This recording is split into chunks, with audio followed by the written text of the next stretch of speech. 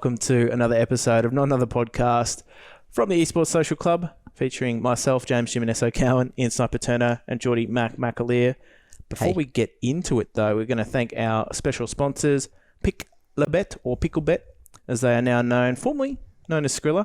They are Australia's first esports betting website, and they are doing a fantastic job of supporting us in creating so much content for you guys to consume and enjoy. And we are very thankful to have them on board. If you are going to check them out, do be sure to gamble responsibly. And gentlemen, it's been a week, hasn't it? Picklebet.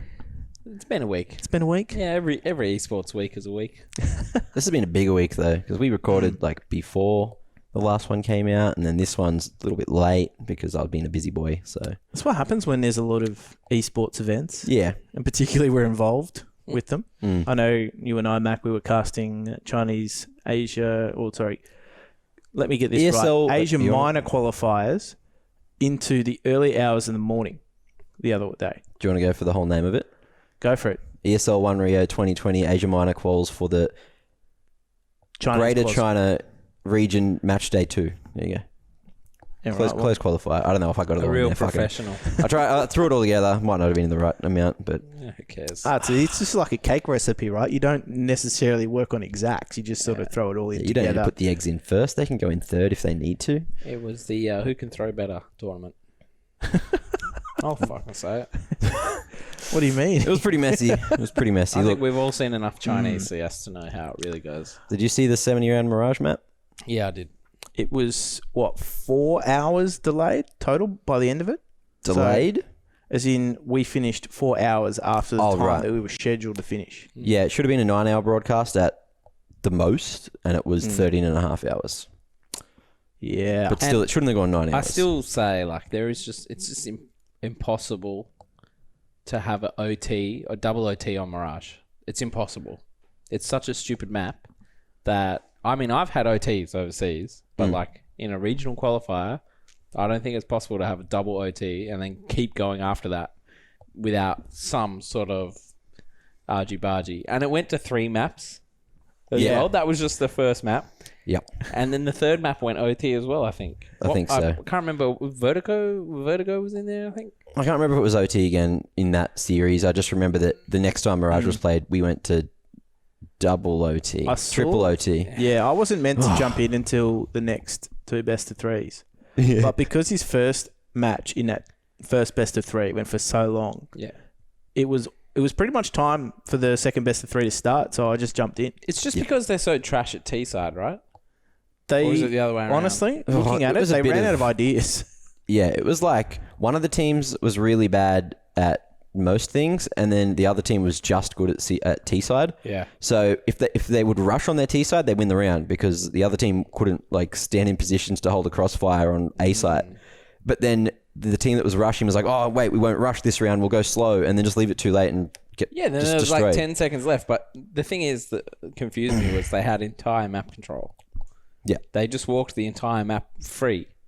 Not ever walking into any CT. Yeah. And then 10 seconds left, there's a guy in B apps, a guy up short. What was it? It was a guy in con, a guy at A ramp. It's like, what were you hoping to achieve?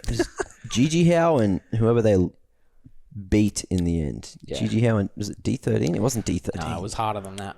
Yeah. Whatever it was, I couldn't I don't say even know who the first map was because, in all honesty... R-Stars. GG Howe and R-Stars. Yeah, it was GG Howe, but then they played E-Home after that, and then E-Home went to play Tylo. It was all for nothing, really, because E-Home was always going to win, and it was always going to be E-Home versus Tylo. Tylo was always going to win that game too. That was pretty much going to be the... Like a script, really. Anyway, point is, those calls were great. And apparently ANZ rather this week has been a little bit iffy because everyone threw everything they had in their strat books to get over to the major.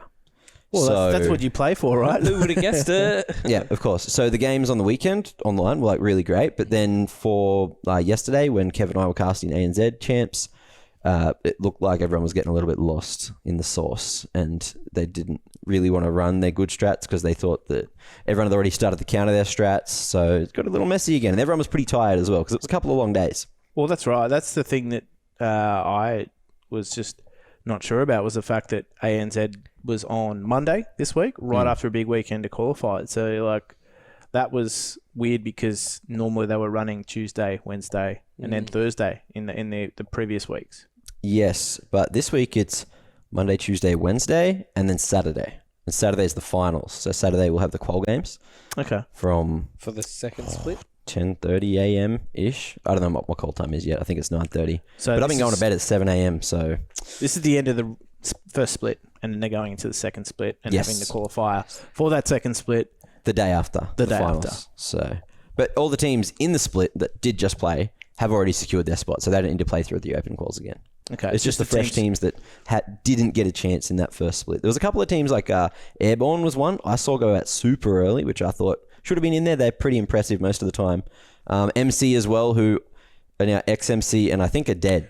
They changed their name. Now I Sleep was what they're playing ESEA as. Okay. Well, I don't know if they're playing anything other than ESEA. Yeah, if they're still playing, I don't know. But I saw Moe's rage tweets for 2 days in a row of having to play 13 hours of quals to then be the one team that missed out just barely both times. So it sucks. Someone's got to miss out. Not everyone can qualify. That's how it works. But I think, by the sound of it, you need to be some sort of oracle to get yourself through to all of the finals of these games. But speaking of oracles, gentlemen, ESL ANZ announce another game title. ANZ, that's right. Sorry, I screwed it up as well. It's okay. It's been Burnt 4 years Yeah.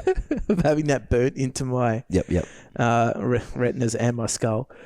But Starcraft, lo and behold, announces the next game title. Now, that's interesting because obviously return of RTS to the ANZ roster, but also it makes sense now because they've got that missing piece that they had before for this region, which was how do Australian StarCraft players or how do OCE StarCraft players get onto that ESL Pro Tour, all being solved.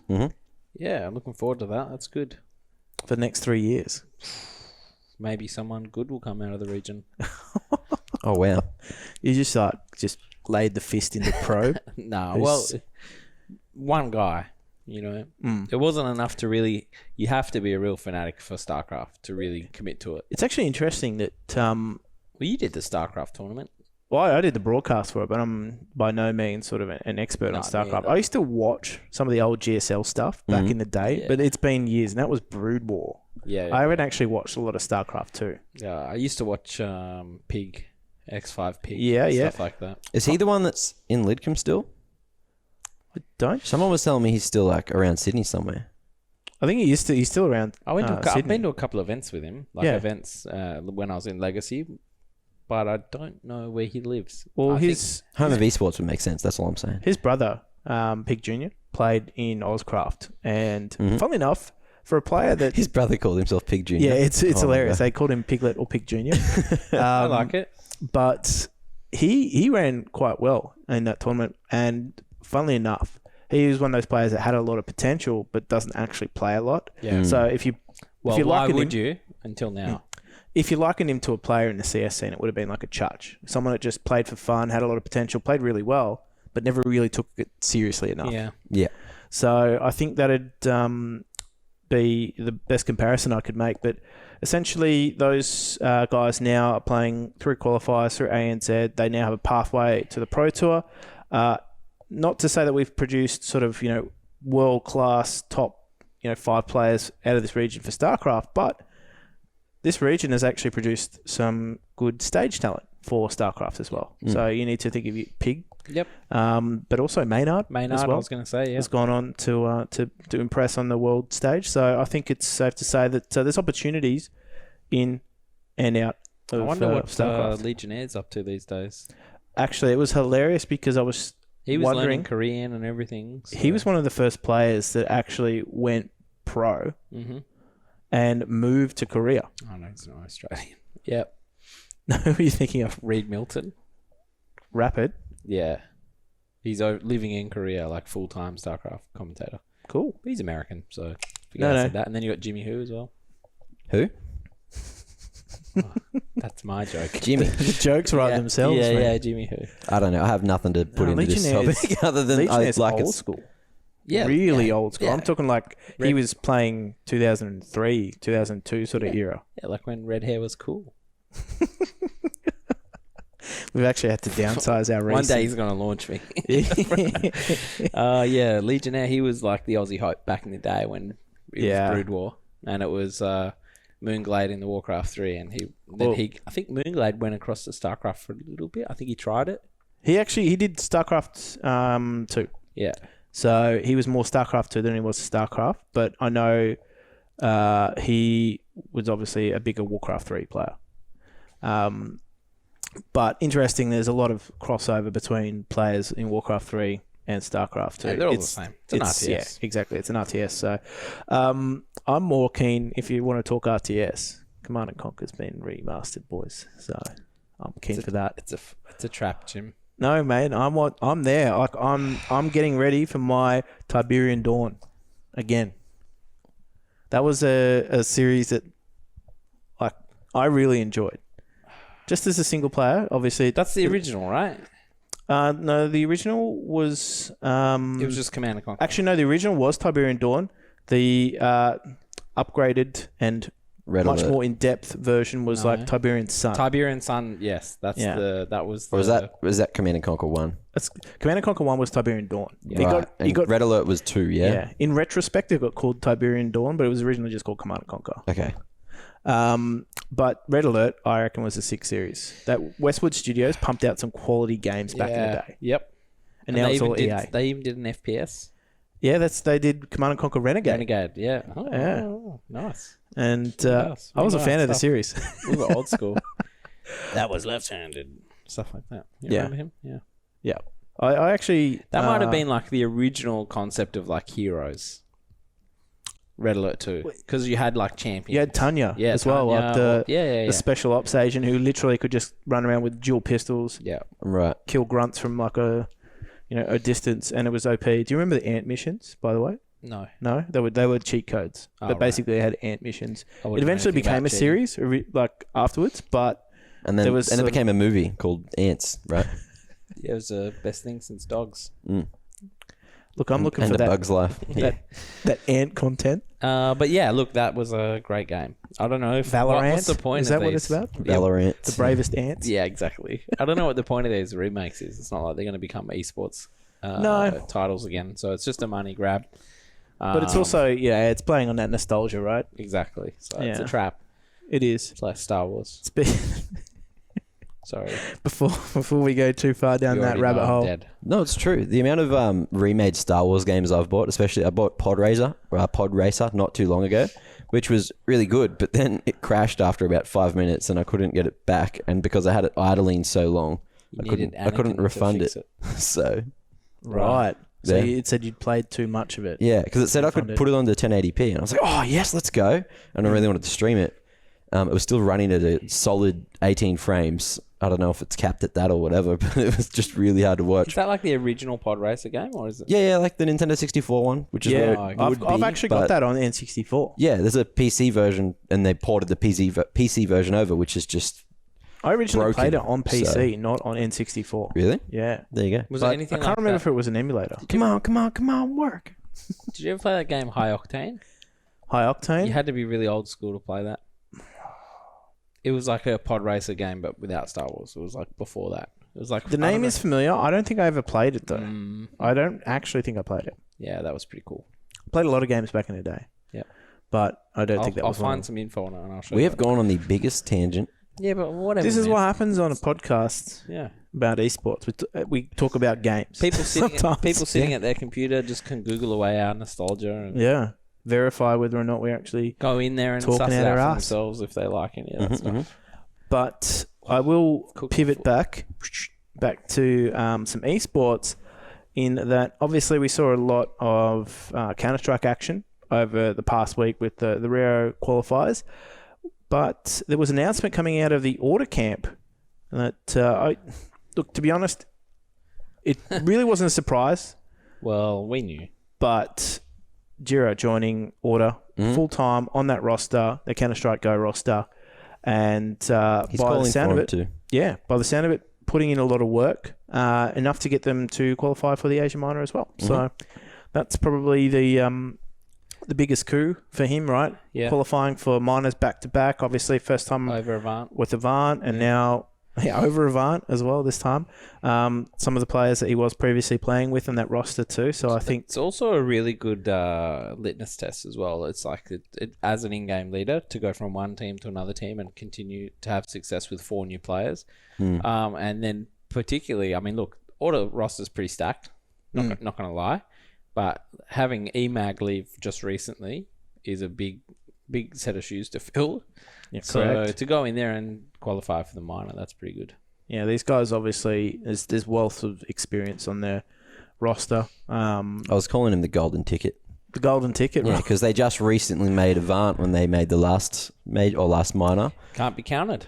and then just recently got onto Order, and then See, what back do you in know? the day, the scene used to be so tough that if you made a team before a qual, you literally had no chance. Yeah. Because the depth in all the other teams was too strong. But nowadays, it's like, well, look at Avant, and where's the depth? They probably don't have that much.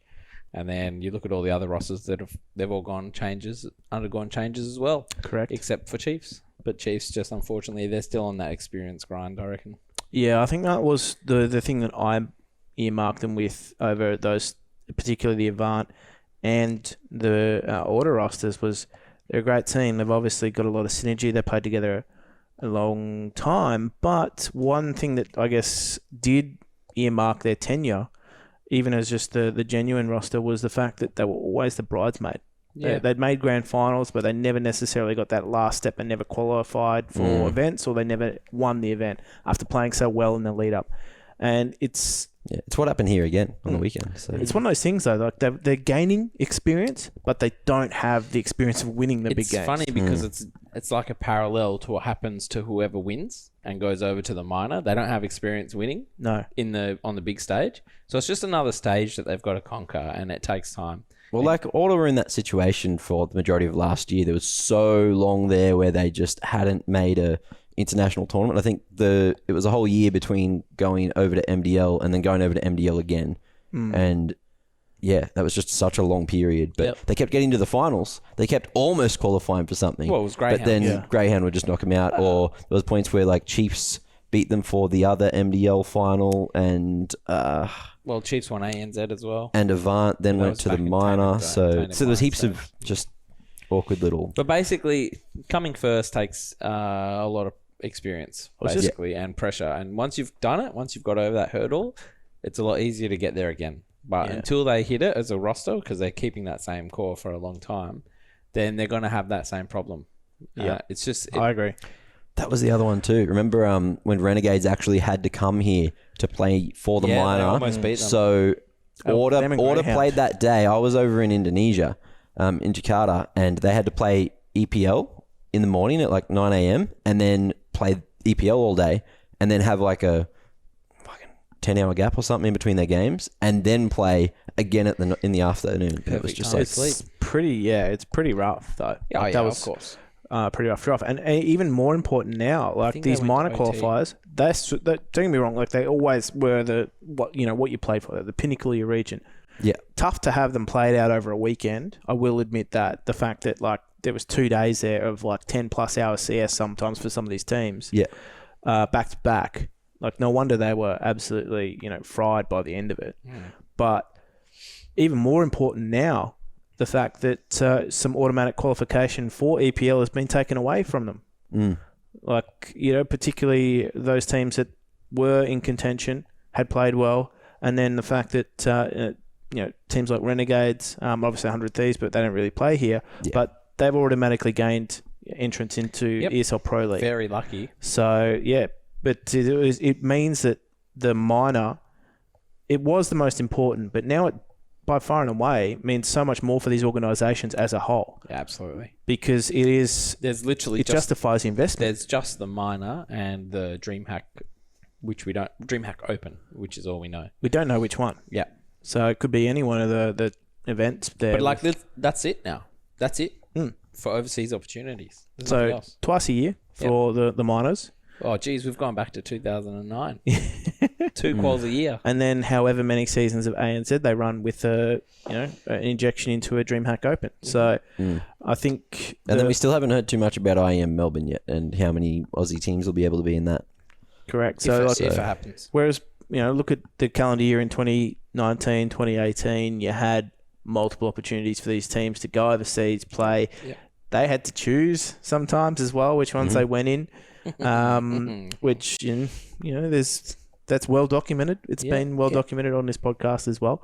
But now the chances are sort of drying up because of exclusivity or soft exclusivity is the way you want to put it. Yeah. Or just at least the open part of qualifiers. You've got to remember the goal of these away. Tournament organisers as well. So the goal for ESL is clearly to have that tier 1 experience like a Premier League. Then you got the goal for Flashpoint is to have that second sort of tier just on the cusp of pro. Brand building. Well, not even pro. They're pros, but they're on first division. We don't really belong in there yet, right? So there's going to be... And people argue about this on HLTV all the time. Like, Australia, who are these guys? But fact of the matter is we have 100 Thieves and we have Renegades. So they're good enough representatives of the region. For everyone else, they got to work their way up. And you got to remember, so we're not catered for in those other 2 tournaments. So teams like Order, Chiefs, whatever, it's not for them. If they get good enough, by all means, I'll be the first one there saying they should be invited. But for now, not good enough. And then you have to remember the minors. The whole point of that is to have global reach for global offensive and obviously being led by the developer. So therefore, you have to have Australia and Oceania or Asia, Southeast Asia. Whoever it be. They've segmented each region. So that's their job as a developer to make sure that that's still there. So as long as no one is out there going, we belong in ESL or Flashpoint when really we don't. For those lesser teams. If you can't... For the realists... Renegades literally dominated Australia. Literally dominated. So they deserve what they've got right now. No one else has done that. And until you do that, just kick it. Just kick it. Just kick it, yeah? Kick it, yeah. But I think... On the weekend, Order took a map off them. Yeah, which is like the closest I've seen. Renegades? Yeah, it's strange to see them when they lose a map, but it was Train. Yeah. And Train, as we know, is Renegade's newest map because they don't want to play Vertigo. Yeah, and then also the third map in the series was pretty Renegade-sided. And Order, they play Train. Yeah. They play Train. Yeah. And particularly when you've got Rick and Ali as just 2 options for your AWP. Why not? I think every lineup Rick has been in has been great at Train. And that's even if he's a second AWPer, it's because you literally have an AWPer who's on fire, in this case, Alistair, who's just been nuts for a very long time, probably in a bit of ELO hell, but shit happens. And then you have Ricky backing him up. It's like, it really shuts down the entire map. And then you've got also, Ustillo finding some form on the weekend as well. That definitely helps. Yep. Definitely helps. So it's good to obviously see that they're starting to gain some momentum. So that's a team that, with some time and some tenure, with Jira at the helm, they can probably get to the same heights as Renegades and really push Renegades when they are here domestically. So we give Jira some credit, but he's got some great pieces on the board to work with. Yeah. So far he's done really well. So interesting to see what kind of support he gets. Because, Order, you'd put them up there with a pretty good org. They've got, I don't know if EMAG's sticking around, but they've got Tux as a coach. Correct. I don't know how much he can have in terms of influence for Rio. Yeah, but I don't know. I don't know if he should have any, but whatever. He's at least someone they have in that corner. What I've been told is that he can act in a manager's capacity. Yeah, and I feel like all he'll be able to do, it'd be like a Gomi level. It'd be like analysis behind closed doors in the room is probably all he would be able to provide. And I don't know if he's supposed to. Exactly. This is what I mean. Like, yeah. Well, this is just what I think is going to happen as well. We all can see behind closed doors, Yeah. Tux is going to be there doing some analysis work. Yeah. What do they call it these days? Not analysis, is it? It's data gathering. Data analyst. Data analyst. Yeah. So he'll be doing... Jumpy used to be. He'll be doing that. Fnatic. And then EMAG may be the coach or someone else. Or I don't even know. EMAG hasn't made his position official, I don't think. Yeah. But hopefully they can get something to help bridge that gap to Renegades because, they're not that far off it, but still Renegades are still number 1 in the region. Well, that's right. And they're going to have a target, obviously, on their back too. And it's very difficult to maintain that number 1 position. They might win 2 or 3 comps in a row, but eventually you'll get them. Well, that's the thing too. They also would be breathing a little bit easier knowing that their ESL Pro League position isn't under threat just yet. So they've got the surety of that. But one of the other things, and a fantastic segue, and you're nailing this, is that we're talking about Renegades. It's the surety of the fact that they have that ESL Pro League spot. But midweek we saw some. I wouldn't just call them ripples. I'd say waves being made. It was like the coronavirus at the Renegades camp. Just everyone's quarantined. Well, everyone self-isolated from Renegades.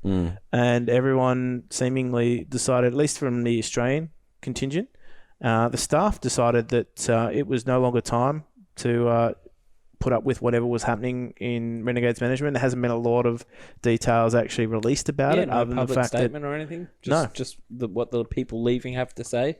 No second side of the story, so to speak. But basically, for those that weren't aware of what would happen in the Renegades camp, essentially the staff had, and particularly the regional director for OCE, had walked out, and there were a few key staff members that walked with him as well. I believe there was also someone higher up in management as well, but they all cited, at least the Australians that walked, had cited an issue with upper management and the communication that had come through them, and the style of management definitely didn't agree with way things were going. They said it, obviously had been raised. They dealt with it for quite some time. Enough was enough. They'd made their stand, and then they would simply just walk. And it seems as though it wasn't just a few. One or two of them would see out current projects, and that would be it. But essentially, it looked like the Australian contingent of management all had walked away. Which is good. You love to see it when there's the Jerry Maguire. Who's with me? Yeah. There's nothing. Who's with me? There's nothing worse than the line in the sand being drawn, and you're the only one that you walks and the over goldfish, and that's it. Yeah. But as we said, we're sort of waiting for more to come out about that. I don't even know, honestly, if it's on the radar for the Renegades upper management to address it. But could be a tactical decision. Correct. But at least the Australian contingent that had made their statement said there's issues here that we had. They didn't state any specifics or anything around that. They just said maybe we'll do something a little bit more detailed in the future. No. But it was almost like throwing the ball back into the court of Renegades and saying, you address this. Sozo said something about gross mismanagement, or just basically just not being heard. They've tried to get their point across that things need to change, but they're just not being heard. Something along those lines. Definitely a disagreement with the management style. So it was very old school, very backwards. Yeah, so the thing is, this is not really a big deal for the Renegades CS team because they have Will. He'll be the one looking after them. But what you need to counter in is like the League of Legends team, the Overwatch team. I don't know if they won. I think they have an Overwatch team. They had a Rocket League team. And a Rocket League team. They had a Rocket League team. They still have a Rocket League team. They still have? Okay. So they have a huge foothold in OCE, and they just lost all the people managing those people. So those people, who knows what's on the horizon for them. But I do think Renegades will be okay. So basically, the statement here, I'm just going to take an extract from it, basically was that from Sozo's statement, it says, I cannot and will not work for anyone who does not have a vision that I can align and aspire to work with, who does not take their people on a journey. You get the picture. The flow-on impacts can be felt on all fronts, and it causes disruption. When a leader uses scapegoats and doesn't accept faults, yells at his people for not bringing results, lies to players and staff, tries to divide staff against each other, says one thing and does another, the organisation cannot grow. When I talk leadership, I mean at the very top. So that, to me, says that there's a clear disagreement with at least one key member of staff who is overseeing all of these staff as well. And as I said, there were staff that just said, I'm with him. I'm with Sozo. And well, obviously anyone who's been yelled at is going to walk. Correct. But the fact that, it is pretty clear that there were some disagreements. Obviously, the results are one thing. KPIs clearly are an issue here. Yep. But also, having good man management skills in that regard is obviously something that they felt wasn't being brought to the party by that upper management. So they've decided to walk. Hasn't been an official statement from Renegades whatsoever. So whether or not we'll get one, who knows? But the point is that there is no longer an Australian arm to the staff. It's always the risk when you do one of these twit-longers, the rebuttal. Correct. And, sometimes there's always two sides to the story, but you've got to wonder about how Renegades can really address those issues. They can't really. There's some pretty damning issues. Like, you don't even... And if they were, not entirely accurate or anything like that, it's very hard to rebuttal against things that are just words, like that are just hearsay kind of thing. Yeah. So in some cases, if you're a huge brand like Renegades and these guys leave, they'll just say, "Where's the evidence?" And then you're better off just keeping mum. Yep. None of the Renegades followers will see those tweets. I think the thing was, I did see someone else from Renegades leaving. It wasn't an Australian staff member. But his statement, I think it was Shark, is his alias.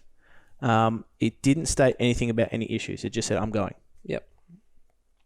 He tried to take that more professional approach. Yeah, well, whether or not he had issues with the same person or he was the issue, don't know. It wasn't entirely clear. But it's not as like Look, if the issue was going, I'd be straight back in there going, okay, now that you've done that and we've flexed, we're back. Deleting tweets. Well, it's not like the other guys have come back either. They're not back. I don't think it was him.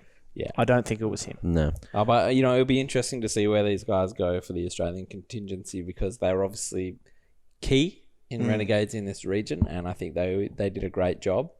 And I've never heard a bad word from any of them. So, did Taffy leave? Yeah, they've all gone. Okay, yeah. So, very interesting to see where they end up because they were all... so Taffy left as well? They were all very good. Yeah. Okay. There was quite a few. There was... basically, it was the content team that had left. Yeah. As well as, a few key staff. We're in the business.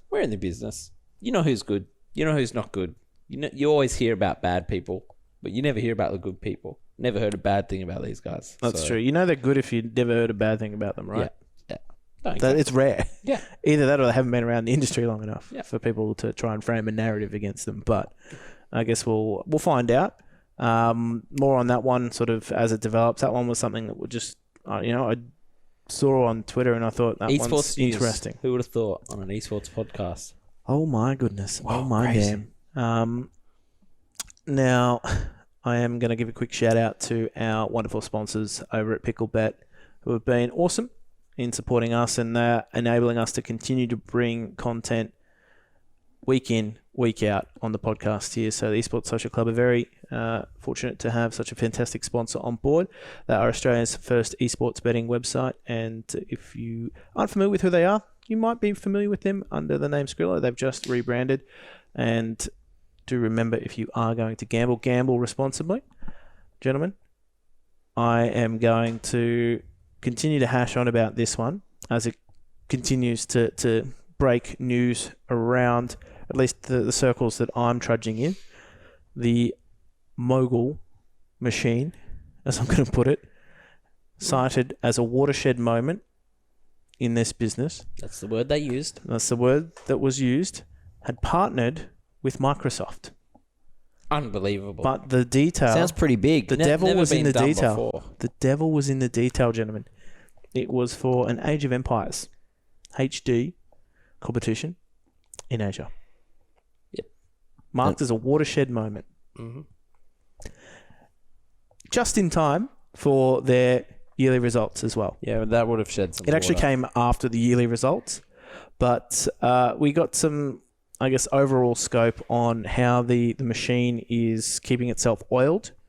At least some of the upper management are keeping themselves well oiled. There's going to be some slick oil on these guys. I'm talking tier 1 oils. Do you know what's really oils ain't oils. Well, do you know what's really good lubricant? Snake oil. Nice. Yeah, I wanted to pique some interest there. Nice. Before anything, but essentially they had their results out over the last 2 years, and obviously being a stock exchange listed company, which this Australian Stock Exchange should be on that right now. They're probably doing pretty well. It's a good time to get on in. Not many if they had the choice. Yeah, true. But they cited a 2019 loss of $5.9 million This is Mogul. That's their preliminary final report. And in total revenue, 86,991. I wonder how much revenue the partnership with Microsoft is going to bring in, being that it's a watershed moment. We'll find out. But I'll be quite reserved on that one. Interesting was that the lubrication was certainly for the execs, in that a total of $760,550 were spent on director/executive salaries. Now, I don't know how many people are actually working for Mogul, I think it's. but that's just the directors and executives. I thought it said. I thought maybe in the comments later there was like 12 people or something. I don't. Don't take it as gospel, but it was not many people. But not all of them are directors or executives, though. No, you're right. Yeah, And in particular, the managing director receiving a $225K salary yeah. for his troubles. I'd have to see their Twitter handles. Well, that's right. Not all of them are in esports, though. Like I said, these are the ones that wear suits. Yeah, correct. These are the ones that wear suits and spend $1.7, nearly $1.8 million on marketing in the previous year. These are the real snake oil salesmen. Well, whatever they're selling, whatever they're doing, they're getting themselves paid for it. And quite frankly, I want in. But who doesn't at that particular amount of money? But the interesting point for me was, I don't know, like the revenue doesn't seem to be rolling in compared to the expenditure. Well, the thing is, where do they get their money from? Like, where do they make their revenue? So one of their major partners and investors is Razer. Okay. So Razer essentially, through the platform, also adding their own ICO, Bitcoin rival, if you will, cryptocurrency. They offer that on the Mogul platform, but essentially a lot of their money is either coming through their major shareholder or also some raising rounds as well. So they're essentially raising capital, and I believe Same way everyone else does it, basically. Yeah, it's venture capital. It's essentially sponsorships, but also the fact that they're raising rounds of money is what's keeping them going. I don't know how many more rounds that they're going to continue to do I don't think this last year's expenditure covered their last round of investment. Yeah. Like, I don't think they overlapped at all. So I think they're definitely in the red on that one. Well, I mean, how desperate do you have to be to run a bloody Age of Empires tournament in Asia?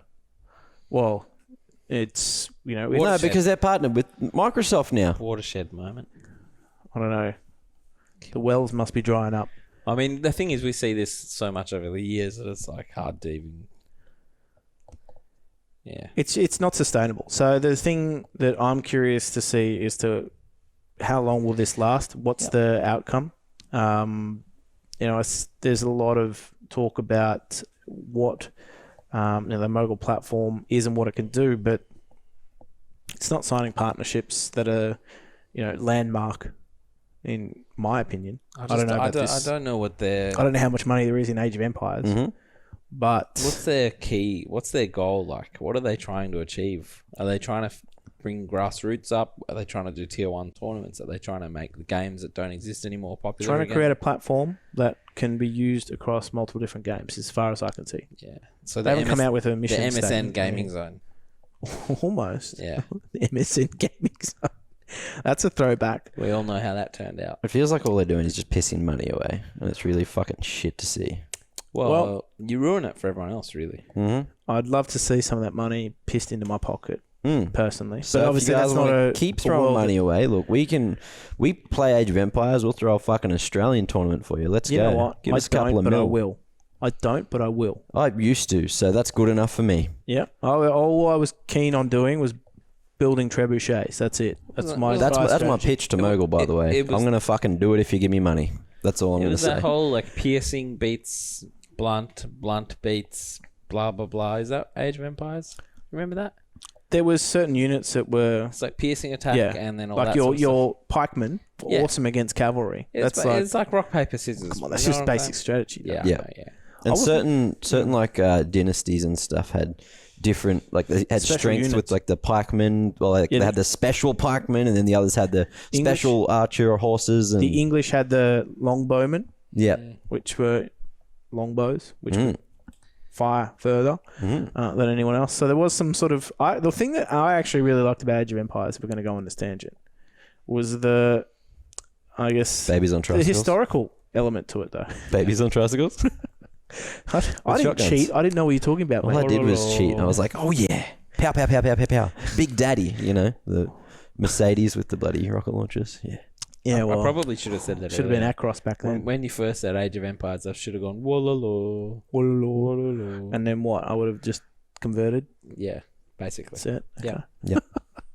Maybe Well- that's what Mogul are doing. They're walking around going wololo. They call themselves the Wolves of Wallalol Street. Yeah. Take my money. Oh, Wallalol. That is... Yeah, that's where I'm going with it. Either way, I am not...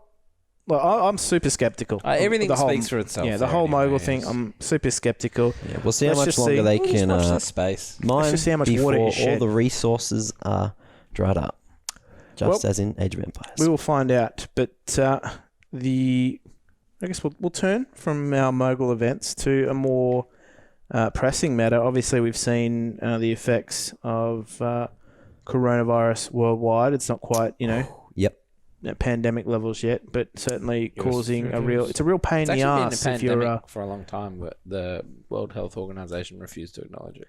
Well, it's been a pain in the ass if you want to try and buy toilet paper here in Australia. Mm.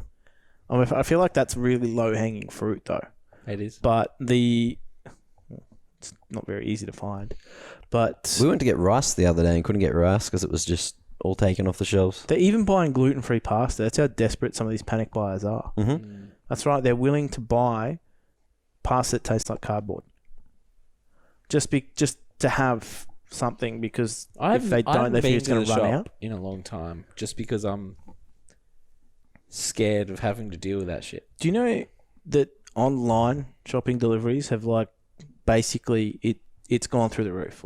People are just doing the online deliveries now, as opposed to actually going to shops. Doing that. But even more so, they're now, at least in our local area, you can't get a delivery for 7 days. Right. Really? Because there's That's so how many much backlog deliveries. there is. Right. So the next, when you go to book your delivery slot, your time slot on Tuesday, Great time last to be a week. gamer, to be honest. Yeah. yeah, on Tuesday last week it was 5 days, but early Quarantine this week, yourself at home, play games, Yeah. still get that social aspect of your life. Mm-hmm. Otherwise, schools are shutting down, everything's shutting down. workplaces are shutting down as Mine's well. gonna convert to completely work from home for the next month. That's they're starting to Everyone's doing it. phase it in, aren't Yeah. they? Well, if your kid's working from home as well, you might as well work.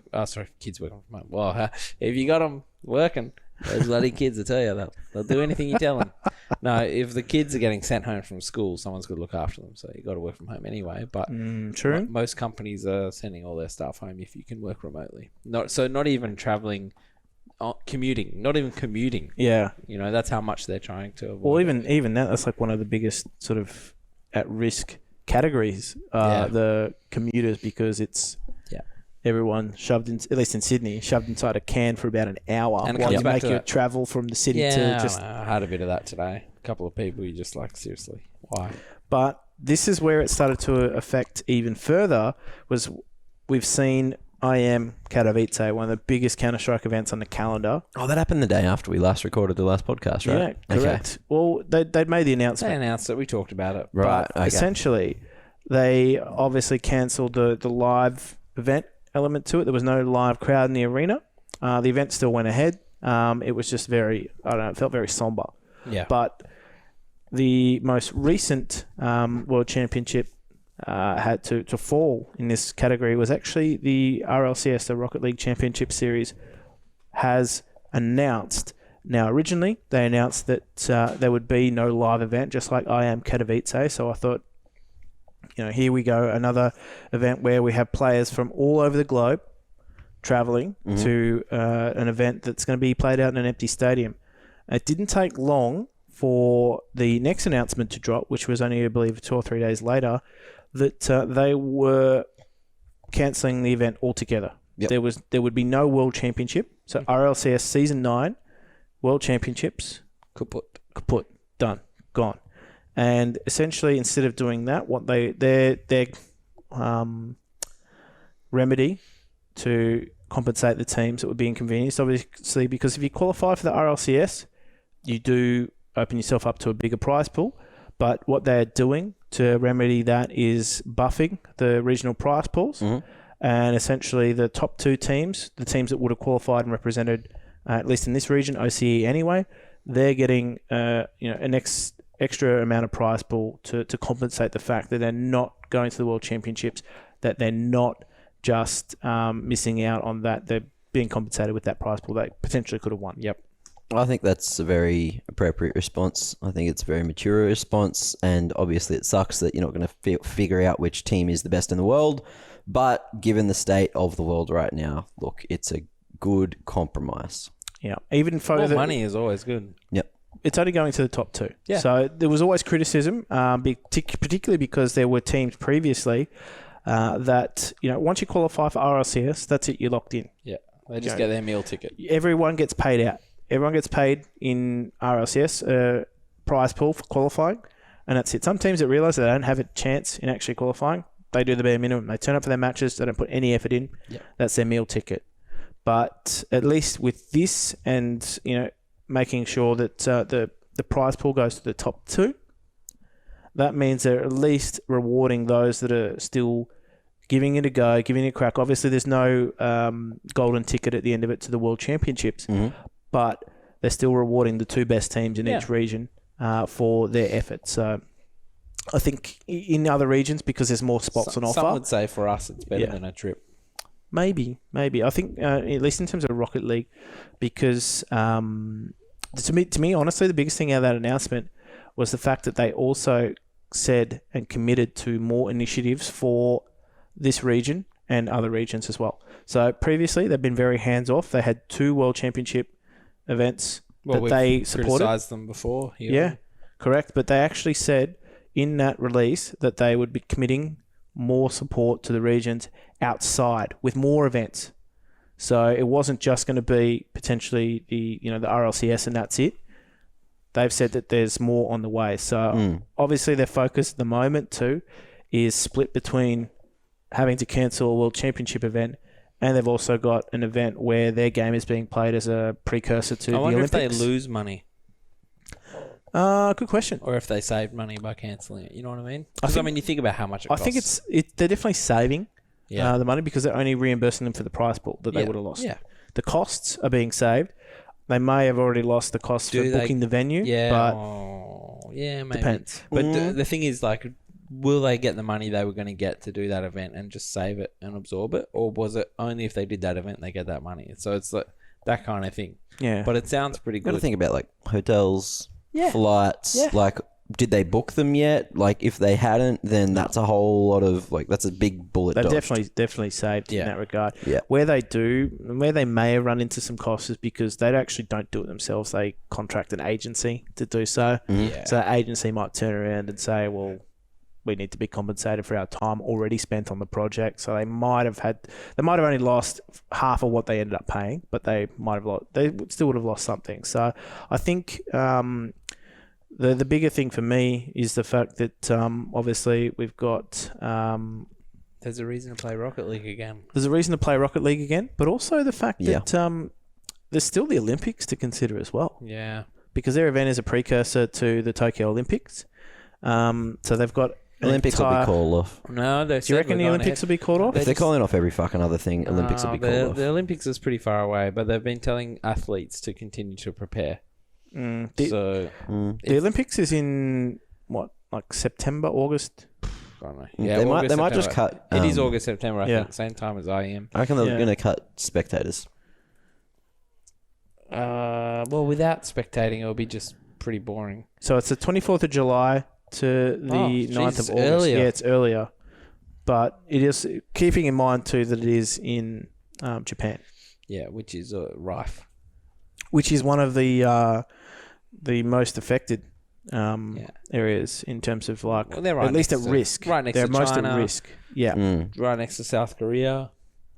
Yeah. South Korea is getting destroyed by it. But the thing is, it's like if the Olympic Committee says continue to prepare, they're just going to.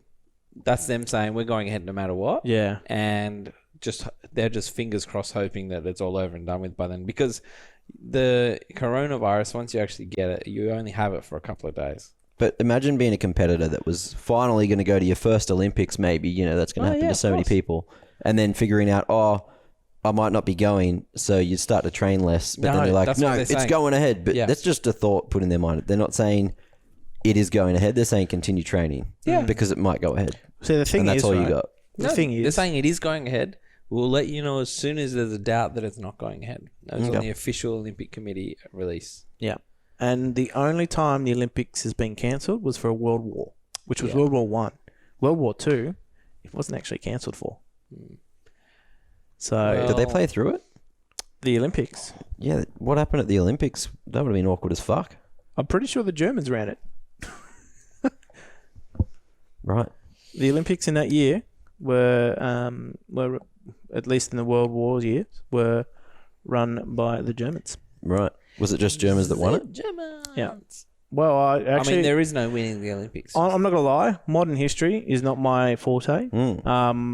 But It's only been cancelled once before. Ain't no virus going to stop us. sorry, not the only Olympics that were cancelled. Sorry, there was 3 Olympics that have been cancelled. Nah, just one. There was World War One, World War Two. World War 2. 1940, 1944. What about World War Three? 1944, they had the Olympics. What if Trump starts that before this one? But Then it why not was, go ahead anyway? No, that's it. I won't go ahead with that one. So essentially, 1916 World War, like that was the World War. Yeah. Then 1940. The sequel's never 1944. as good, basically. No, So no. But prior to that, the Germans did run the last cancelled Olympics. We refer to them as the Z Germans. The Germans, but yeah, they haven't necessarily cancelled an Olympics in quite some time for reasons other than World War. Not going to happen. But then again, they really haven't had to deal with there was a SARS pandemic. and all that sort of stuff, but it's just about the timing, isn't it? Really. Depends on the regions affected as well. Ebola. Depends on where the Olympics is also held. Because when was the SARS outbreak? Dude. Outbreak's an outbreak. I don't remember when. That was like 2002, 2003 or 4. With SARS though, If it wasn't was the whole 4, then it thing would have been the Olympics. like? Yeah. Was it China that was denying that it existed, or denying giving It's unusual for them. samples to people overseas so they could actually try to make a fix because they were trying to just hide it? That's what I heard the other day. I haven't actually delved too deep Ask into the MJ. conspiracy theory side of things. Yeah. So if someone wants to update us on that, that would be fantastic. But look, I don't think obviously it's going to be the only event affected. The Rocket League event. The Rocket League event. But that's that's the one that's basically been canned. Yep. Mm-hmm. So maybe there might be a second Rocket League event. They might actually just go, well, the Olympics are going ahead, but the esports tournament side of things, no. Yeah. Well, Which is could be another, it's another stadium event. Yeah. Stadium events seem to be very much off the cards. Oh yeah, it's an esport event though. We don't need to do that. But look, it won't be the last. I don't think. I think No. we're gonna see anything until June. I think June is the cutoff. So if you've got a stadium event or an event people will travel for before June, I think that's very likely to get cancelled. Yeah. Actually, I haven't touched base with any of the production guys that are heading over as well. Because there's a few guys that I worked with previously that they're on the Olympics this year. Like that's their main bread and butter is actually going to the Olympics. But they haven't been told anything either, as far as I'm aware. Right. Okay. Well, that's no good. You're either pointing to the sky or counting in. I was just doing a quick little carry the one. Probably by August, September, they will have some semblance of a cure. Like you run the numbers? Mass produced. Well, they already got one, but it's like going to take too long to get out. 6 months. What you mean? So in 6 months. You mean drinking bleach and snorting cocaine is not? Well, I've only tried one of those and my throat's pretty sore for it. So drinking bleach, obviously. Why would you do that to yourself? It's just to clean my insides. Oh, Jesus. Oh, yeah. It's a bad joke. Particularly I'm not after laughing this. at that one. But in Continue. 6 months, right, you're looking at everything being roses. okay. Roses. All right. It's like the longest it can go for. We'll see how we go. We will see how that pans out. As we said, more to follow on more events and what happens with those. But Just knowing what esports events are coming would be nice. we'll see what happens with these events over time. It's a segue. Don't do it to me, guy. It's a segue. The most recent announcement, I think this literally came out just as sort of we were discussing some other topics, but on the home front, we were asking, what happens in terms of grassroots. There's been a return to the scene from one of the faithfuls of CSGO grassroots events. Calamari? Calamari, that's right. Calamari. Kevin Karath himself has actually announced a series returning with some grassroots LAN events. Now, it's been very vague, the first few announcements that I've seen, at least the first two. Yep. One about being in Melbourne. One is now it's been released that it's in Melbourne. Does say maybe, but It does say maybe Melbourne, but again, it's like, what is the rest of the announcement? Like, look, anything's better than nothing. But good luck in this time where everything's getting canned. yeah, it's a tough one to run grassroots events, but I mean, domestically, it hasn't really. But also, Really like, affected us? I'm a little curious because we got, like, events over time.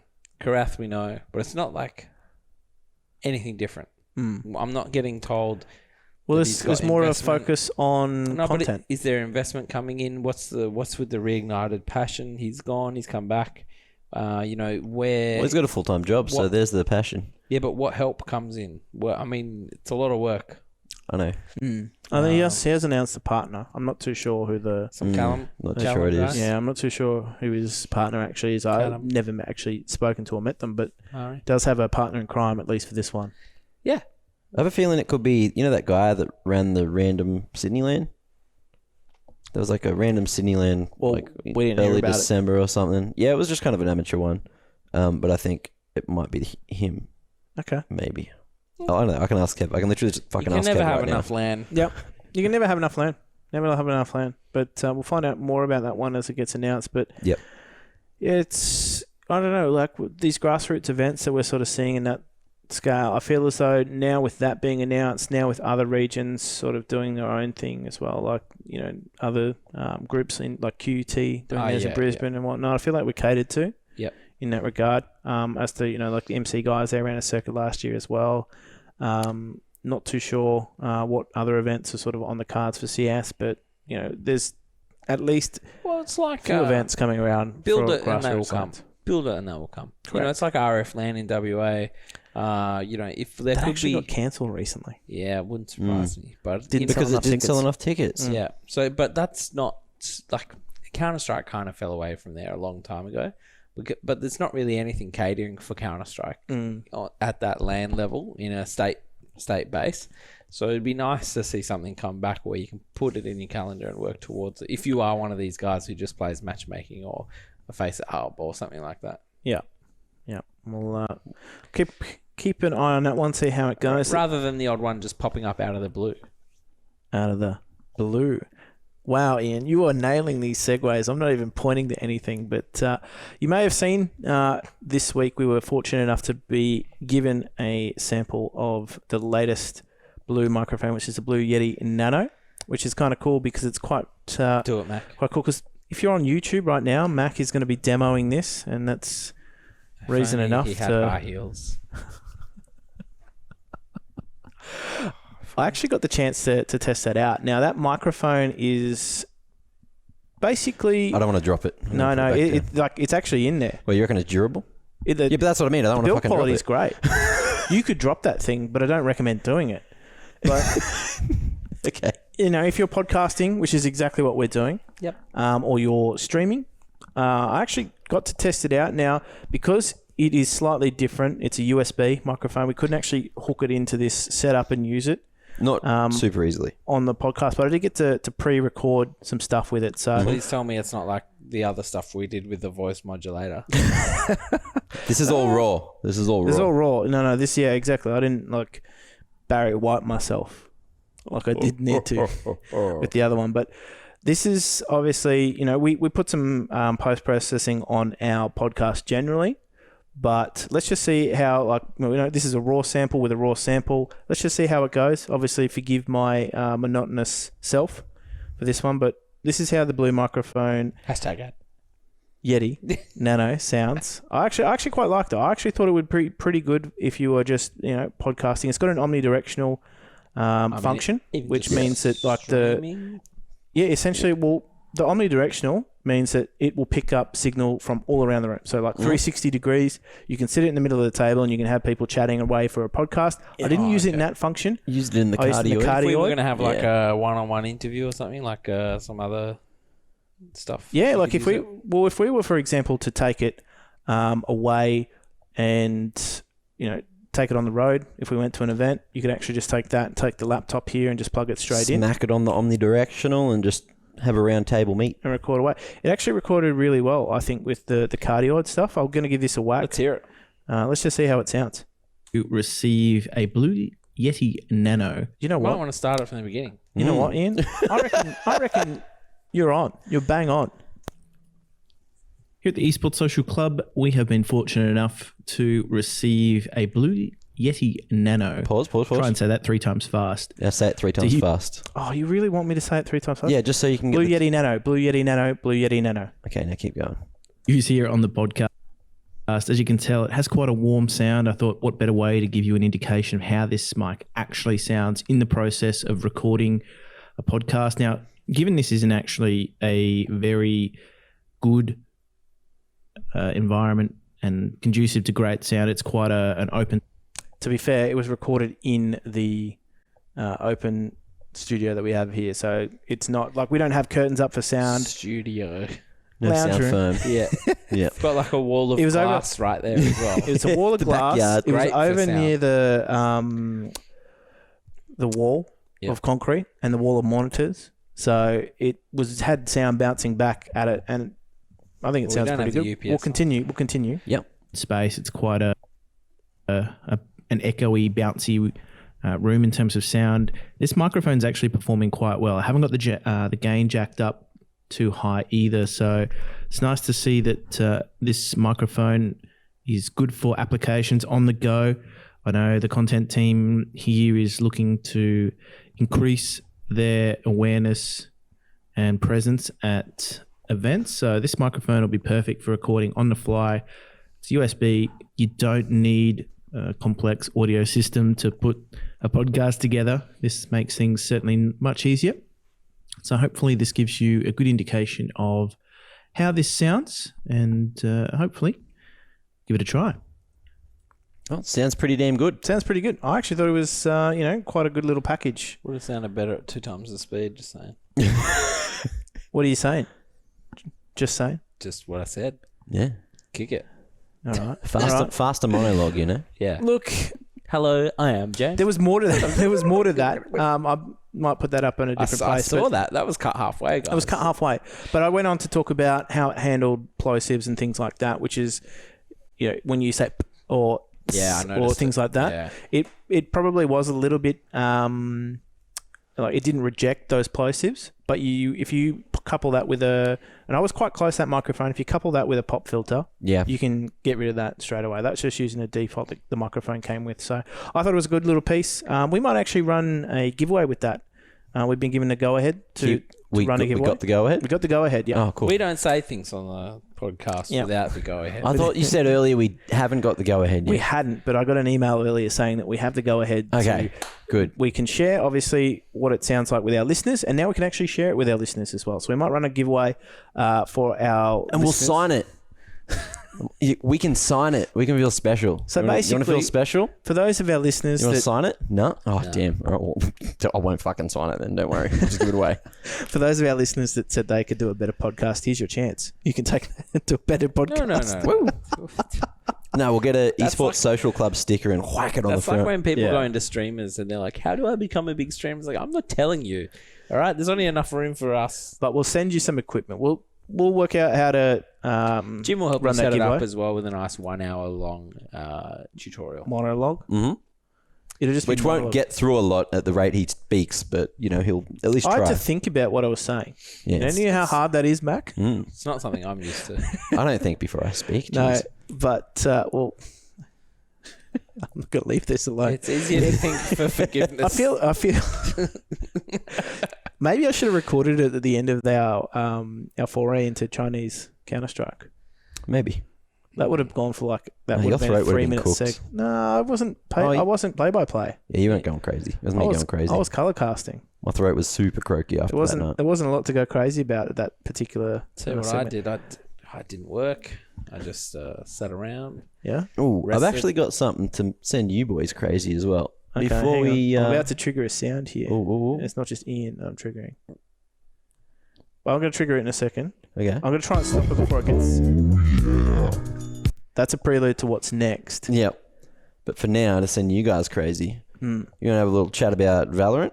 Because there's been a whole lot released in the Take last it week. away, Mac. Hit us up with that Valorant...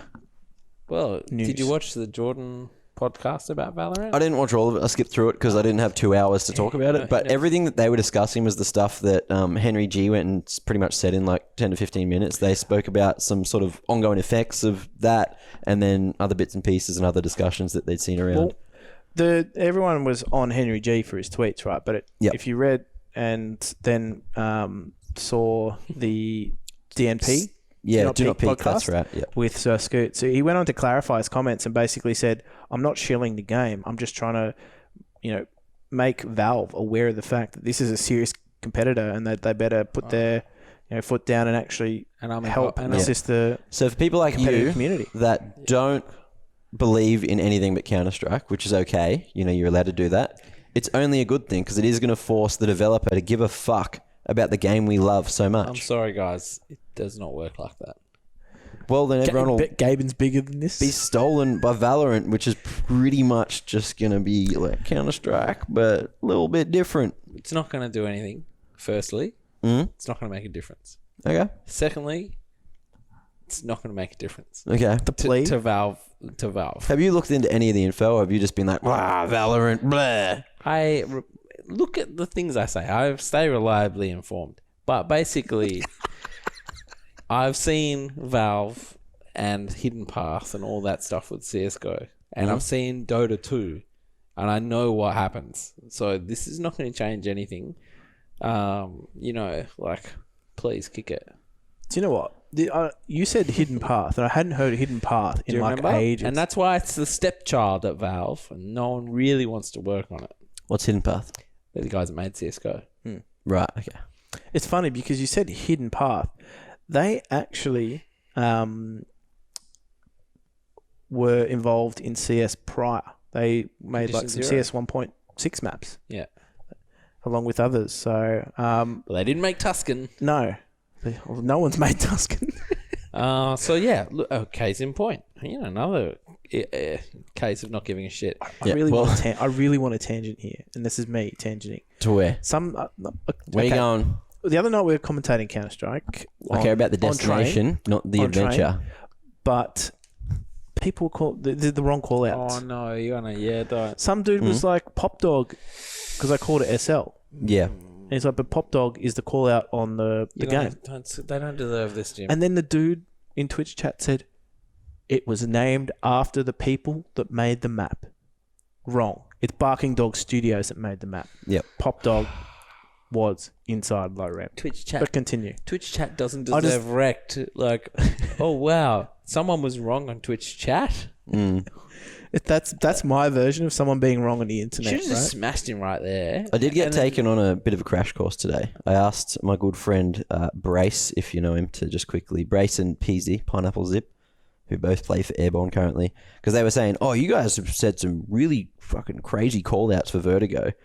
And like, Mac, you should just go do a run through and just choose all the names and get everyone to call them. I'm like, okay, well, what do you guys call like this spot, this spot, this spot? And we had some like slightly different ones that were correct. Australian dialect for call outs is actually a little bit different as well. Even the like, it's funny because all the new inductees to Renegades had to go through a crash course on call-outs as well, Yeah. because the Australian way of calling things. Well, are it's even different. just team-based. Like, certain teams just have different names for different spots. Yeah. So you have to do that if you do, like, have a swap up with your roster. Just go, okay, cool. We're going to go through the maps that we do play. You're going to learn all the fucking call-outs that we use, and that's the way it's going to work. So, Yeah. I mean, not everyone wants to learn what Anders and Henry G call every spot on the map, you know? no. That's true. As long as people know where you're talking about, it's fine. Like, as long as most people know, that's fine. You know, most people have eyes as well, you know, and they can see what you're talking about. So Yeah. you don't really need to explain it that much. It's true. You don't need to be so descriptive Yeah. because Well, anyway, people can see what's happening on the screen. what I do want to say quickly is if you care about Valorant, so we don't get too off topic in the interest of time, Sign up Go- for Max podcast. yeah, that, but that's this podcast, you dickhead. Go have a look at, what is it, Hard Start Casters, which is the series that Jordan and Avril have decided to start. I think they were trying to get someone else in there, but it was just the two of them discussing Valorant for 2 hours, and they're going to do other games as well, I think, and maybe more Valorant. I don't know. Yeah, what and the whole long-term we plan is. expect a shout out in their podcast. Exactly, and I'm going to tell Jordan that I gave him a shout out, and also one that we won't get a shout out in is just go watch the Do Not Peak podcast with Henry G, because Correct. it's a much shorter You never one know. with the different approach. What? Could get a shout out. Well, maybe. It was like a 40-minute interview with Henry, wasn't Look, it? Sir Scoots is a pretty good dude. He might give us a shout out. We'll give him a shout out. There you go. Good on you, Scootsy. Anyway, move on. Finish the jingle. Okay, no, we're going to go on to our favourite segment, and it's only our favourite segment because of the jingle, right? Right? Of right? course. Tell me. Yep. Okay, cool.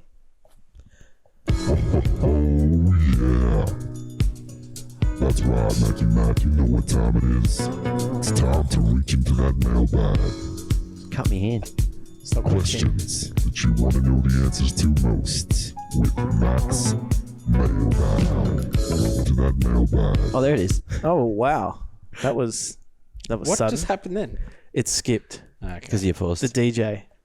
It's all right. But- Well, it was Max mailbag. I was looking for my phone and I scratched my hand I was on the wondering zipper. what you would do. No, it was here. He's like It was here dancing. behind me, but I didn't know where it was. Anyway. Well, I'm going to continue, like, at least the jingle. Oh, okay. Yep. I like that it goes like this. If we could just keep that action happening in the background, you know. Could you just get that loop on, but just Yeah. like bring it down for the last bit of the podcast? Yeah.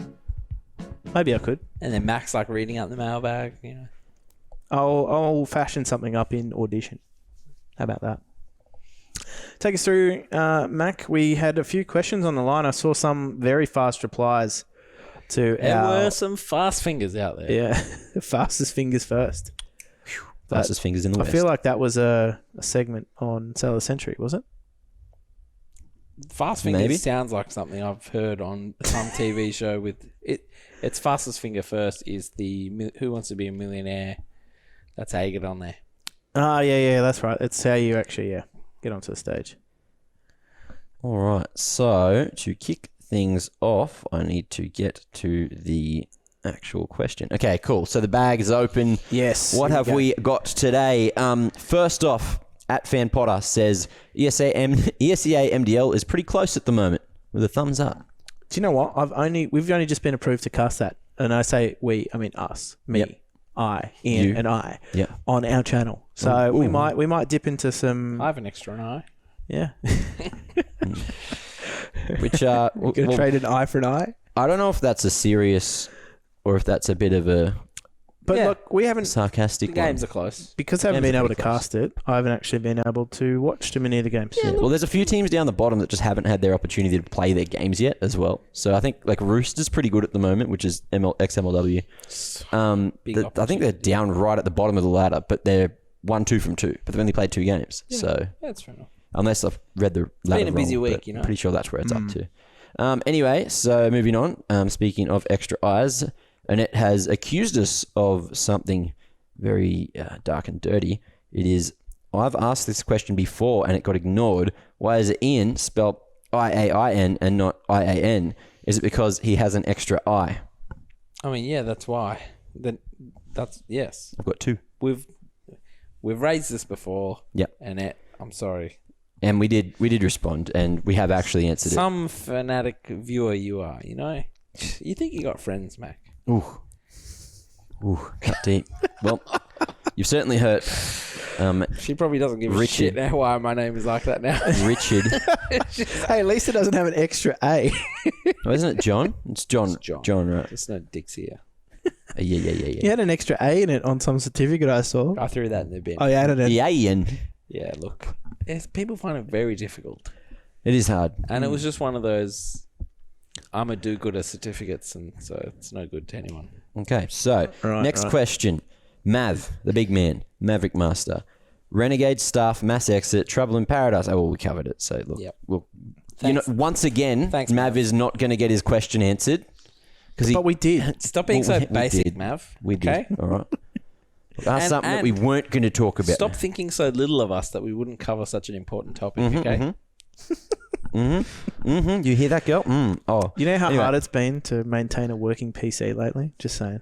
At MJ Car, you have $500,000. What would you do with... Okay, he fucked up there. I'm going to blame auto correct. Yeah. What would you do with it to tangibly improve AU esports? Maybe that's not a mess up. Maybe that is what he actually meant. What I would do would be cry into that pile of money because I have $100,000 less than AEL, right, in revenue every year. But more importantly, I'd actually put together a very comprehensive grassroots platform and system that would cater to not just one esport, but have the ability to flex into multiple and start about actually creating a grassroots system that works. That's what I'd do. Yeah. Some might say it's been done before, How well? but lost its path. Well, no, I want to do something like I want LANs. Let's actually play live. Yeah. Yeah. I don't know what I'd Careful. do. Can't afford another shattered web. Oh, these spiders. I'd probably put on some more community-focused tournaments, maybe some ODCs every now and then, which is something I feel like we're lacking a little bit. You know, there's not a lot of return, though, on ODCs. That's the only problem. No, there is for the grassroots. There's return And in for terms people of to have fun, experience, right? but returns on the money. Experience, And if you're just using the money, if you're just happy to throw away 500,000 just to, Exposure. buff up the... So I'm thinking maybe spend yeah. 200k on a salary for myself, and then the other 300k probably just like On watershed moments. just invest it in another company to Buy a do it- defunct do mining whatever they company like. that's already listed on the Australian Stock Exchange Yeah. and just go about raising capital. No, look, you could do a lot with 500k, surely. I'd create a circuit. Create a Yeah. circuit? Yeah, What kind of circuit? Like a event circuit? like a Grassroots circuit? like event circuit, grassroots but event, but with the idea to have teams that really stick together. Okay. So like some sort of system that Like the old rewards WCG. longevity and... WCG tour stops. Yeah, okay. Google it. Okay. Cool. Next. That's good. I like that idea. Okay, cool. Jess just said, Jessic_Park66. They cancelled RLCS 9 and LPL LAN finals. Who can help keep RL alive in OCE? Please help my boys. They're dying. Who do you think can keep them Rocket alive? League's a lot. Yeah. That's like, it's no worse off without the World Championships than it is with them, Yep. at least in its current state. Yep. As I said before, the real thing that I looked into in that statement was the fact that Sonic said that they were bringing more support. It's going to be better than ever. So I feel like maybe Jess that's might part have of the... danced over the statement a little bit. well, it was in the second statement. So, like, the big red flag that everyone was alerted to was the fact that the actual World Championships were cancelled. But they did... My takeaways from that was that they actually announced some more stuff coming. So to it's this going to region. be Psyonix to help keep the boys alive. Psyonix, yeah, correct. Yep. Which is now owned by Epic Games. Cool. Which, we know that they've got Whole not a bunch of small money. checkbook. They have not a small checkbook. So was it not always on the Epic Games Store? Only after the acquisition by Epic. Okay. So it's on It's the same ne- store as Fortnite Yeah. and the same store as Diabolical. Yep. After a certain point, they're moving it off Steam. I know that. Yeah. But like, That could be really good for the game. if you actually own it on Steam already, you can still Oh, use it. Yeah. obvi. I remember the Yeah. days of seeing you in Rocket League and stuff. Maverick has specifically stated Ian, give Jim a hug from me. We already did that off camera. Off camera? But You wanna do it now? that's alluding to the fact that I've had some really good luck with PCs over the last week. Yeah, the shattered web. That's where I was going with the shattered web. How about a handshake? It's also literally- okay, so Show me a CS:GO handshake. update. So to give people some Show me your best context handshake. about these hands somehow allude to something different. But no, I somehow managed to not cut them to pieces when I pulled this piece of glass. Like it's a tempered glass Saw the side. video. I pulled it off the case, and as I was taking it off, as I was lifting it up, it literally just exploded in my hands. Shattered in my hands. And then in that video, you could still hear it like crackling. Yeah, that was the amazing part. And popping as if it was like, still breaking apart on the floor. So I don't know, the temperature or the weather or something on that day, it wasn't good for doing stuff. But all I wanted to do was take the video card out and test whether or not mine was working properly or not. The barometer. Did you fix it, or do you just now have an open case? No, I'm upstairs. Oh, was it the upstairs Yes, one? it's my games PC, and now it has great airflow. Yeah, there you go. Because So it's not all bad. The whole side of the PC is Welcome that tempered to the glass. squad, So. Jim. I lost my side of the case squad. You lost yours in moves, so you don't know where it is. I swear I brought it to Barala. I know where mine is. It's in the bin. I think because mine's they vacuumed it up. Mine's in a house in Barala somewhere. I think. Oh, is it? Just Okay, there's weird. no way it came across. Tim without stole a side. No. It was one of those perspex ones. All right, what do we got next, Mac? What do we got next? Cool. So no hugs there, no handshakes either. So a bit of a disappointment. No, Well, bro Corona. fist. No. You're allowed to fist Corona. Fisting is different. You can't handshake. Like they want you to phase out handshakes. Yeah, Corona fist. You leave me hanging. I This is like saw one of those actually. I was awful videos. watching the Arnold Strongman Classic the other day, and he went to shake the winner's hand, but as the dude went to shake his hand, he like went, and it got real awkward, and then they did like this bro fist. It was like Yeah, it was like, and then he went like that, and then it was like, oh, and he had to like pull away to then. I love look, the Arnie's getting on. the guys that like you just grab the fist. That's Someone goes to bro fist, you Yeah. grab the fist. Yeah, I feel like I don't know if you could try to alpha a guy that just won like the bodybuilding competition though. By being the greatest bodybuilder. I'd give it a of all shot, time. but like that's Yeah. real alpha. What the Knowing real you would lose and still going for it, that's alpha. the real alpha is the fact that the competition's named after him. Yeah. The Arnold Classic. Exactly. That's the alpha. Arnold's getting on a bit, you know. He's one of the. He's getting to that point where it's like past dad joke, but now he's like granddad joke. Well, It's he's still Oh, bless granddad. he's still in the gym. Yeah, He's still hitting. He still paying. smashes it. He's He still- took ages off, but he's back. Well, Cyber Waste has said, all right, Mac and the Esports Mavericks, if you were to try and implant a commentator, living or dead, from any sport, who would you choose and what game would they do? We had a bit of a chat before. About classic commentators. Yeah. Who would you go? Richie Benno comes to mind. Yeah. But you can't do Richie Benno without Tony Gregg, right? Like those two are just the best combo. Yeah. You got to feed off something. Like we Yeah. said last week, you can't just have one guy. No.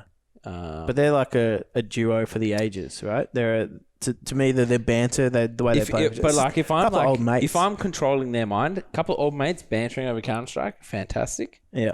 If I'm doing a serious thing, like I want esports to be recognized, Les Murray, Yeah. FIFA. Yeah. If he could commentate proper FIFA games, like computer game FIFA, Yeah. He would have been the greatest too. yeah, he would have been the greatest. But Now, unfortunate. I don't want Craig Foster to do it, Don't like Fozzie. but if he was going to, like, I'll take it. It's better than Yeah. nothing. He's actually not a bad commentator. Also, isn't dead yet. No. That helps. Okay.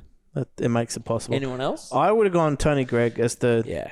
compliment to that. Well, I'll I'm a- bring Richie. You bring Tony. I was I'm a thinking cricket Richie, fan. but you already took him. So what I'm going to say is I would like David Attenborough to come and commentate on some toilet Olympics. He's not dead. Toilet paper wrestling. It's alive or dead, living or dead in brackets. Is esports? If we want to get down to semantics, Toilet paper wrestling. That's an esport. It's a fucking sport. Apparently, in Western Sydney. Yeah. No From comment. any sport. Do you know what? Okay. No comment. I'd get hype Joe Rogan. Get women's fight. Joe Rogan. Yeah. That's a different kind of Joe Rogan. Different kind of Joe Rogan. Different kind of Joe Rogan. Because like Joe Rogan on the podcast. Women's chill. fight. International Women's Day fight. Yep. Joe Rogan. Title fight. Title fight, Joe Rogan. Yeah. What about Rove? Everything's McManus. like, whoa, whoa. Everything was epic. Oh, she got jabbed. Oh. I'm good at Joe Rogan. Holy crap. My favorite part was the GoPro, like on the desk reaction to knockouts with hype Joe Rogan. He literally holds the other two commentators back. Does he? Just because that was, and then like, he's just yelling. So Joe just goes like, he's just like, oh, and then the other guy goes, this fight is brought to you by Snickers Bar. But just like, this fight is brought to you. Well, yeah. Getting knocked back. Beautiful. All right, let's move on. We got that one done with. We got a fair few to go through. So at Fished. Don't have to do them all. Top 5 things you want to see on esports broadcasts in 2020. Good analysis. Yep. What else? I think that there's certain esports with like good analysis. Yeah. And there's certain esports with not the best analysis yet.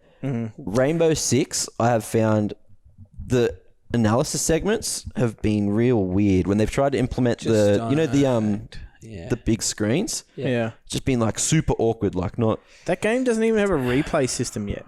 It's no demo system. There's no game harder than Rainbow Six to analyze because unless you've been a pro player, I just don't see.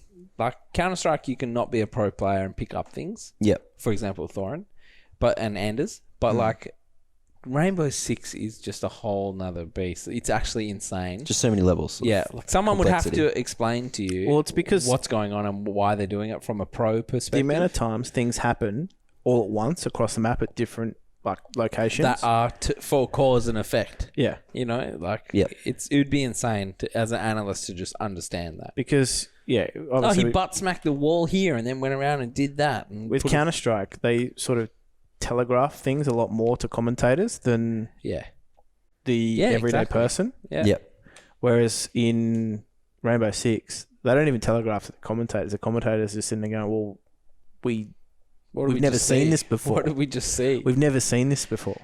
Because everyone knows the set smokes on a Counter-Strike map, what they're setting up for. For example, like a nuke outside, execute. And then you go into a Rainbow Six thing and they're trying something no one's ever seen before because there's no replay system. So unless you watch that specific VOD of that team playing, if they've ever run it, it's crazy. Rainbow Six is too difficult. Where were you guys heading with it? Because you had a little sly little... Rainbow? No, with your comment on better analysis. No, well, better analysis is good. I think the fact that I'm going to speak from a Counter-Strike perspective, there hasn't been enough tools in previous years for good analysis to occur, but also the fact that there hasn't been enough time. There was that on broadcast. Well, that's the issue. Yeah. That's the issue is the time. For me, the time is a thing. And I did say this just after IEM. There's so much Counter-Strike to get through in a broadcast, right? It's the thing is the analyst segment for IEM Sydney in particular, like it's 5 minutes max, and then we're off. Well, it's the same as the next Cato. break. Well, Cato. But it's a bunch of ex-IGLs on a desk talking about how they would have played the round differently. But basically, to that stuff that Sponge does, where he jumps on the telestrator and goes through. There was a bit of stuff now that they're using Skybox. For that. So the thing is, that's cool. For that to happen, you have to tell the broadcast team before the map is over. And so it's like choosing your best round before the map's over. Yeah. And then you have to have in your head what you want to do on the screen while it's live, and say what you want to say. And it can be a little bit too much. And then if there's any, I didn't know how to use additional the screen, footage, so I just vetoed that straight away. Yeah, but then there's also if there's any additional footage, they've got to turn that around in production. Yeah, production are pretty good. You'd be surprised. They can do anything like that if you want it to, like at a flip of a dime. Well, they just run it live, right? If they've got the demo. They have the replays. Because remember, they're already catching highlights for everything. And so if you say, go back and get me that round, they can get it to you. Depends how good their logger is as well. Like if they say this is round 26, X4K. They got a lot of stuff, basically, and they can do it. Yeah. Look, I'd like to see, here's the thing. So you have the analyst segment after the map, and they're usually pretty brief because it's just like, come on, we've got another game to go. Yeah. I wouldn't mind seeing some more between the maps analysis instead of just like that game's finished, straight to the next map in a 10-minute break, ad break. But maybe some analysis after each map. And then maybe, during the map, maybe doing more analysis on the last map and then bringing it up when you get into the next map or something like that. But basically more off-screen, pre-recorded stuff with analysis and talking about teams. So because on the broadcast, what can happen is you can sometimes just be led down a trap of they need to start well or they need to hit their shots or anything like that. But if you have time before a broadcast and you know what teams are playing, you can sit down and record something and be like, this is why it's really important that this person doesn't get let off a chain, and then like show JW what he's like if he has a good pistol round, stuff like that. Yeah, look, I think this is obviously all Counter-Strike centric, but I think... what other esports am I wrong? Picture-in-picture replays, baby. That's where we're at. Yeah, pips, for sure. Get creative with those pips. Yeah. That'd be pretty cool. I don't know. Like, there's no silver bullet, I think, to improve... no, but there's broadcast, more but it's all about ideas and allowing them. Ideas and execution. Top 5. Yeah. That was one. Some player interviews. No, picture-in-picture replays too. Yeah, I guess we're good. Player interviews, like some more player interviews. Maybe the whole team sitting down around a couch and having a chat out, like something like that, and that can be played. I want to do more what shoulder we put content forward and get that couch segment instead. Like you go to the analyst desk and then you have just like the half-hour fill. They tried it at Katowice, that Vodafone View. Did you see that one? I didn't. They had the literally. Was that when they sat on Carmack, white couches? When Carmack came and sat down and that did was the that announcement. segment. That was that segment. But it was a couch segment, but it was just done with super the empty, same analyst. It didn't feel like it really missed the crowd element, right? Yeah. I don't want like people. Well, that's harsh. I don't want people like walking from the desk to a couch or anything like that. Yeah. I want two separate things. Yeah. I want the desk who's like, this is our opinion, and then I want the couch who maybe tears it to shreds or something, or like the casters who aren't on. But then again, Well, it's your a lot stage of work. host or something who's just But maybe then you not. think about the amount of work they do in a day, and it might be too much. I want to see more shoulder content. Yeah, shoulder content. You know what I mean? Like player interviews, stuff on the side. Yeah. Just anything really. Yeah. Maybe some more statistical stuff on the broadcast. Because like when as an analyst, when you're doing a 5-minute segment, you basically quickly bring up HLTV. You go through the stats for the last 3 months on LAN for the big tournaments. Yeah. And you just draw some conclusions from that. You look at how teams went against other teams. Do they have a favoured side? All that sort of stuff. And then you think back to the games that you've watched and you draw a line basically. And you're in the 1 minute that you might get asked a question on the broadcast. So to be able to have something like that on the broadcast, it's like these stats provided by hltv.org, and it'll be like this team versus this team, and it'll be like this is their stat on this map, and this is how many times they played this map and whatever, and how, you know what I mean? It might help the bettors as well, but like ultimately it just gives the viewer that little bit more context to the game. Yep. What have I got? I want to see more. I want to see like the top talent being shaken up a little bit. So I actually want to see some tricasts done properly. Yeah. Tricasts go in LoL pretty easily, but I don't know how it'd go in CS. It could get a bit messy, but like the games we played the other day, there was like whole minutes of fucking nothing happening. Like no utility usage to establish map control. So you need discussion. It needs to turn into a podcast. Pip tricast. Think about it. You two on the desk. And then someone, when there's a lull, i.e. the first 1 minute and 30 seconds of a Mirage round, go to the...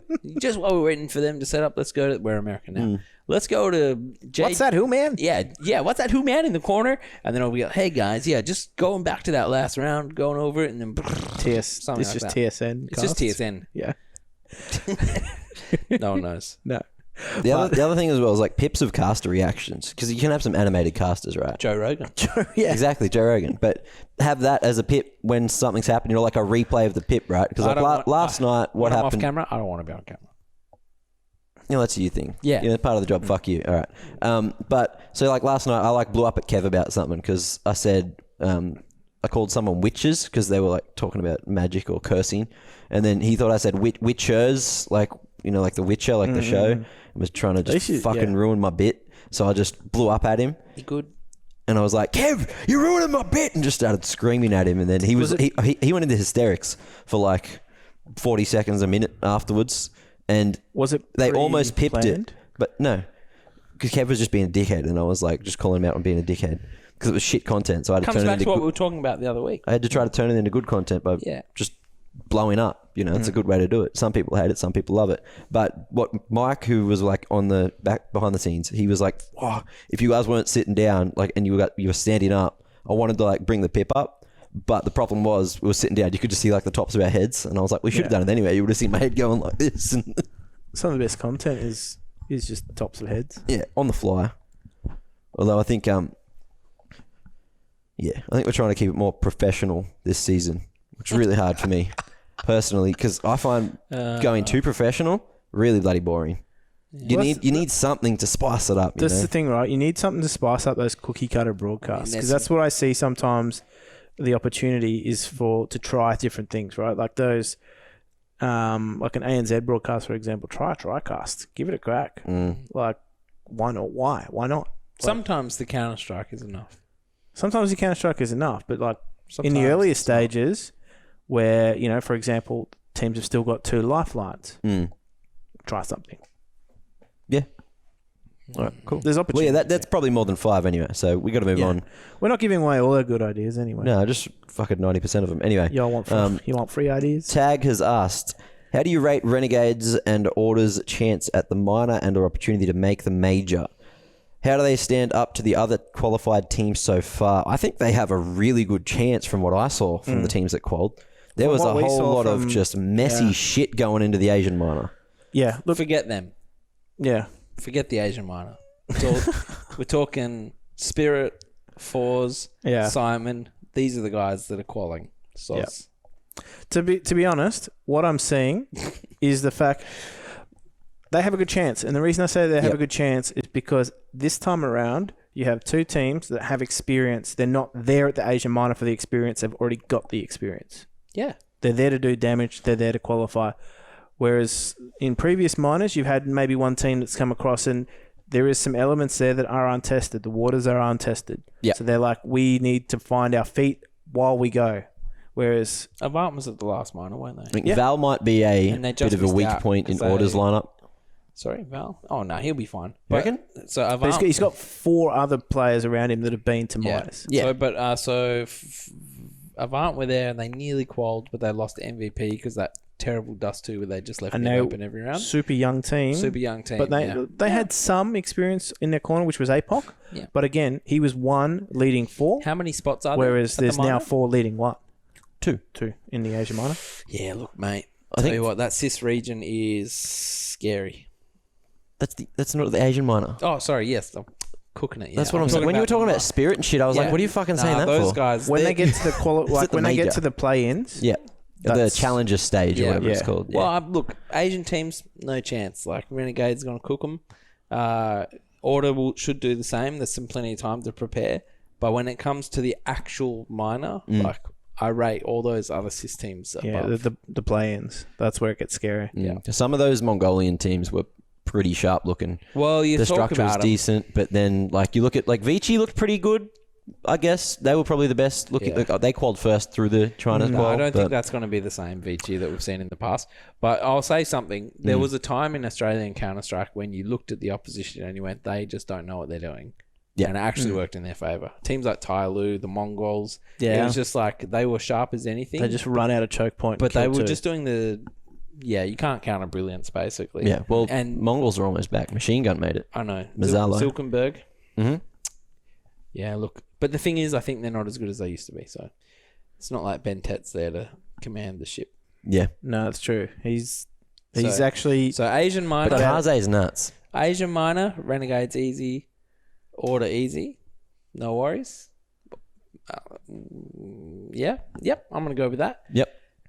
Actual getting through to the minor after that. The Challenger series or whatever they call it. I don't know. What's the final part? I think Renegades have a good chance. Like we'll call it Challengers. I think that's what it is. Challenger. Because there's Challengers, then there's Legends, then there's Champions. Yep. I think that's what it is. There's 3 tiers. Yes, Champions, Legends. This is the new one. Yeah. This is the first new one. No. Last one was This is the last. Okay, yes. So that's This is the last one, and then it's going to go on the points to make the major. So this is still the play-in This is one. the last one. But I don't think if you make it to Legend stage, I don't think you were 100% in. This is the second one where they changed the system. Like last time they made everyone re-qualify. Not sure about that. No, because that last major was before this whole Pro Tour announcement. Yeah. This is the first major since the Pro Tour announcement. The last one was this is the last one. The last one was just difficult because like all those teams that you expected to already be in the major were in the minor. It was none of this God sent shit. It was like Fnatic. To be fair, God Center. Yeah. They're still there. Yeah. Rip OG. Well. Yeah, rip OG. All right, cool. Well, yeah, that's our thoughts on that. So, good luck.